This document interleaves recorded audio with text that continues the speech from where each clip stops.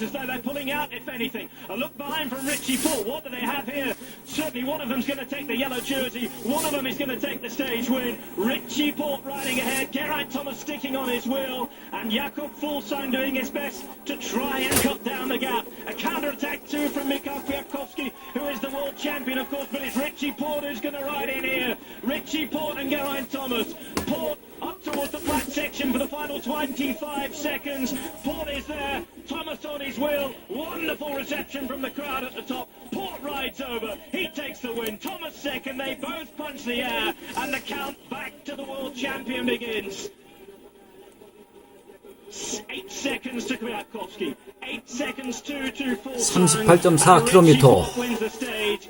Fifth place is going to be TJ Van Garderen, again strong in the mountains. Average speed today 38.4 kilometers per hour. Rui Costa rides in. Wellens on his wheel. Aru is there, as is Rapalals. Simon Spielacker at 30 seconds. Romain Bardet. 유로 스포츠입니다. A big day. A day where we're all out of breath. None more so than Richie Porte, who is really back to his best. We wondered all week, Sean Kelly, what the state of play would be with Richie Porte. He's shown here that he really is back to what we thought he would be last year. Yes, well, he was very impressive, super strong on that climb, and he had Geraint Thomas out in front with two other riders, and he was the one who was in a good few attacks, but he was marked on a number of times. If he had, managed to get away a bit further out, well, then the time gas would be, much bigger. But so we see Kwiatkowski, Fuglsang at 8 seconds, but what a ride by the two Sky Riders. What a ride indeed. Richie Porte is up there. Sylvain Chavanel making his way in, 1 minute and 24 seconds down.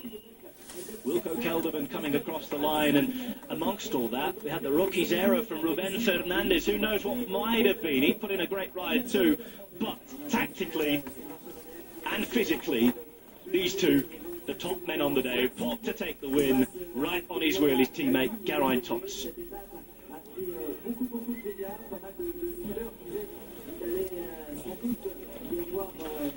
A Team Sky exhibition on the top of the Croix de Chauboret, and on Phil Anderson's 57th birthday, it's another Australian, Richie Porte, who shines in France. A pat on the back for each of them.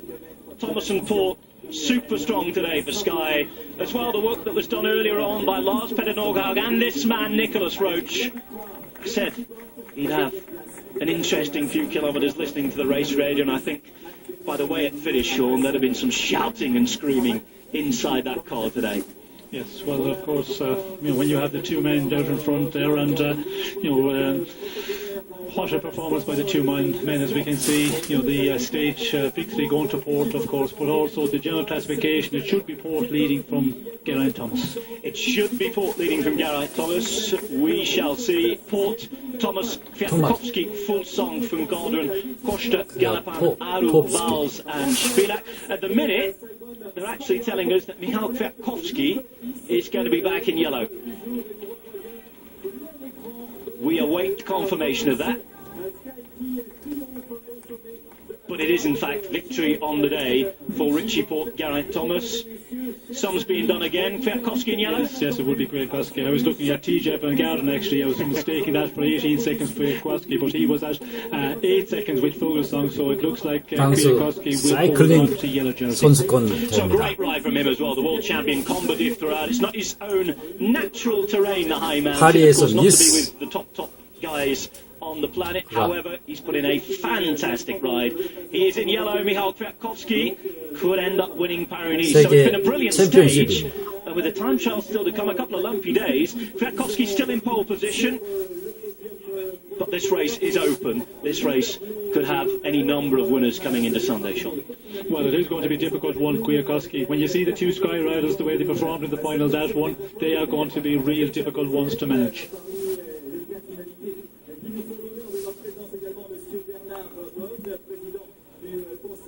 Well, on what is a beautiful, beautiful day, we've seen Richie Porte move to within 1 single second of Michał Kwiatkowski. Geraint Thomas is 3 away. TJ van Garderen in 4th at 27. Fulsang in 5th after a really gallant ride from him, 32 back. Galopin, Costa, Izaguirre, Machado and Rafa Valls all within the top 10. A deluxe top 10 at Paris-Nice. Kwiatkowski with a superb ride, a combative and defensive ride on the way up. But Porte and Thomas with the exhibition today. 3 men very, very close to fight it out over the next 3 days for Paris-Nice. Top of the tree today, Kwiatkowski, he wears yellow, stage victory. It's a Sky 1-2, Richie Porte, followed by Geraint Thomas.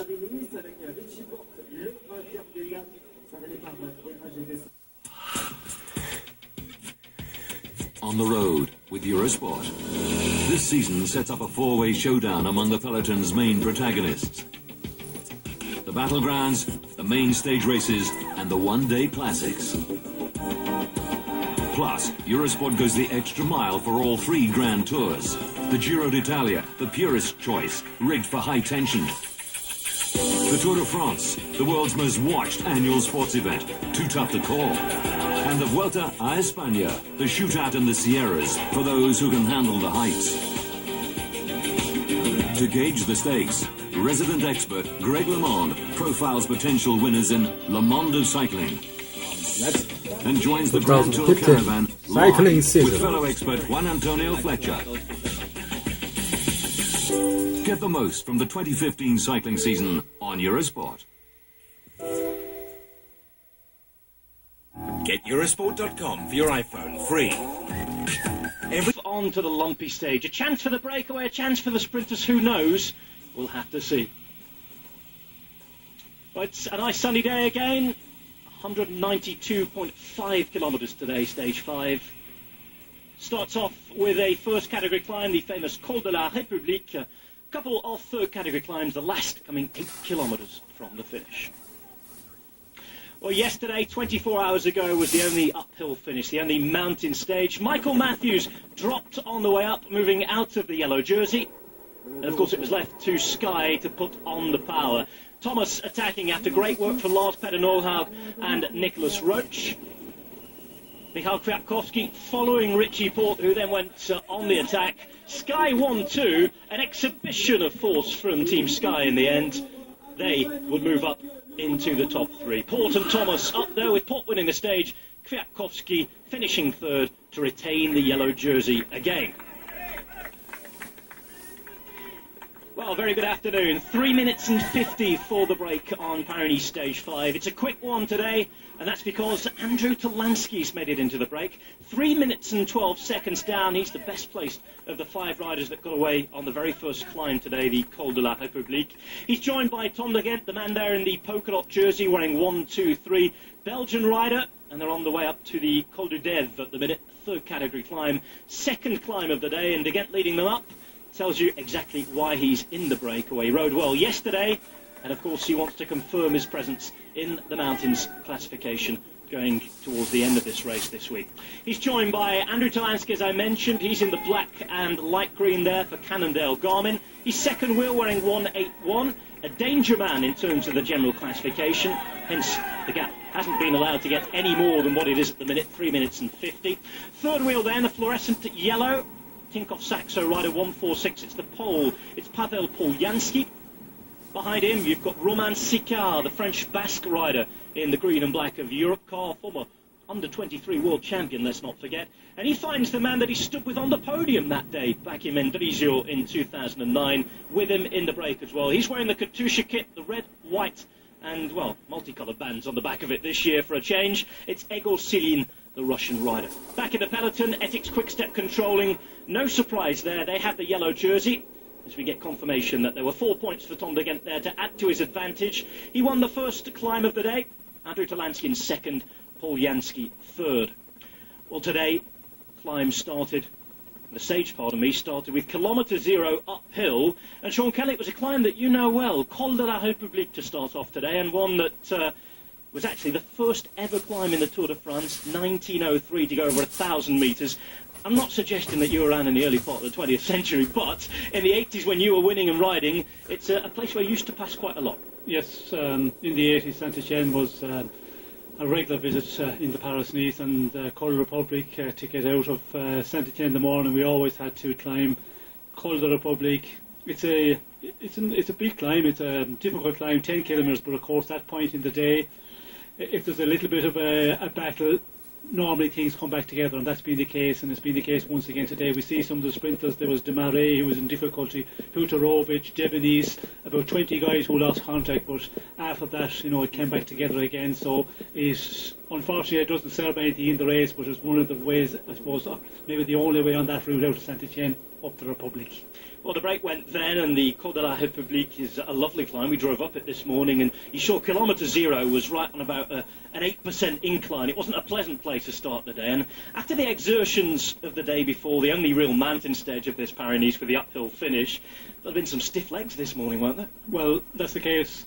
Col de République, pleasant for some, not pleasant at all for some others. The riders who suffered yesterday, who were spat out with 30 or 40 kilometres to go, you're going to have a lot of toxins still in the legs this morning. And when they start going as well as this breakaway started, there was 3 riders who went away in the beginning, Thomas de Gendt, Talansky and Roman Sicard. And to get out of the bunch, you have to really ride hard. So anybody that was not recovered fully from yesterday, they were going to pay the price today. Hang in there, and but at least it did, ease up later, and everybody got back in together again. An interesting break today, Sean, because Andrew Talansky's in there, 3 minutes and 12 seconds on the overall, and that means that this break today will have been watched very, very closely since they went from the off. Obviously, the man who's in the polka dot jersey has a reason to get in there. There's maybe disappointment that Philippe Gilbert didn't join him as well, but the main thing from this break to take home, if we're looking for a fact to pick up on, it's Andrew Talansky, 3 minutes 12 off, in the virtual yellow jersey at the minute, and one that the peloton are going to have to keep an eye on. Well, Talansky, the position he was in general classification, he must think Christmas is coming twice again this year, because from the Dauphiné last year, it worked out well for him winning the Dauphiné, but that doesn't happen many times in your career. And unfortunately for the others in the breakaway, 3:15 we did see. It went out to 3:35, I think was the maximum. I'm surprised that the other breakaway guys haven't been getting on to Talansky in terms go back to the bunch, killing our break here. Well, we looked at the profile this morning with all the big differences that there were yesterday, and we're going to talk about yesterday and what its effects are on the general classification in just a moment, but with all of the big differences, you had groups coming in at around 20-odd minutes, 23. There was one group that came in at 28 to 29 minutes in the end, I think. A lot of differences early on in the season, big mountains, and yeah, it could have been a day for the breakaway today. Had the right combination gone away, I mean, we're going to see what's happened. There's some racing left yet today, but certainly with 3 minutes and 50 of a gap and some strong riders. However, there's a lot of people who are going to work hard to chase this back, and with Talansky there, as you say, you just don't know. It's not great for the other 4 guys with it. No, I don't think this breakaway is going to survive. With 63 kilometres to go, 3:40 the advantage. We can see Ethics Quick-Step are, controlling situation, and it's just going to get faster. There's going to be teams pushing on here. Some of the sprinters teams will probably get involved. Giant, I think they will get involved for Degenkolb. He's a very good chance of winning here today, and there will be other ones as well. So the breakaway would have to have 8 or 9 minutes this moment to have a chance of surviving to the finish. Plenty to come here today on Paris-Nice. We'll even be talking about Eurosport's brand new sponsorship of a podcast. Keep it with us. 62 Ks to go.